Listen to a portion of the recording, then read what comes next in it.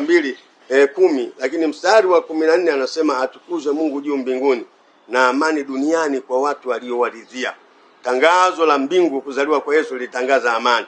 Kwa habari ya haki watu wanaweza kuzungumza ianze haki au amani, lakini vyote ni sawa. Kama nakudai fedha yangu, nakudai milioni 1 yangu, nimekuja kukudai kwa kukukaba, hata kama haki yangu bila ya amani nitakuwa nimefanya jambo baya.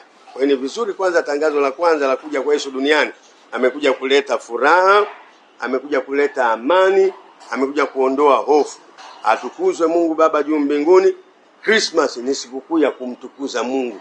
Sio sikukuu ya wanaharakati, sio sikukuu ya kutia watu hofu, ya Mungu kutukuzwa. Na anatukuzwa kwa fadhili zake juu ya maisha yetu. Tupo mpaka leo, tupo kwa na utulivu. Hata kama watu wanasema hakuna amani, kuna utulivu. Unaweza kufanya kazi yako, unaweza kufanya chochote kile. Mungu atukuzwe. Ni sikukuu ya kumtukuza Mungu. Sio sikukuu ya ulevi, sio sikukuu ya vurugu, sio sikukuu ya machafuko, sio sikukuu ya harakati. Hii ni sikukuu ya kidini.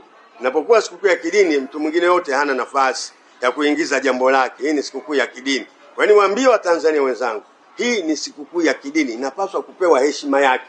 Kama vile serikali ilivyopewa heshima na itafanyika siku ya kazi, watu waendi kazini, sisi wenyewe tuipe heshima yetu hii sikukuu. Lakini pia Mungu atukuzwe. Jambo lolote ambalo alimtukuzi Mungu sio sahihi. Mama yuko kazini.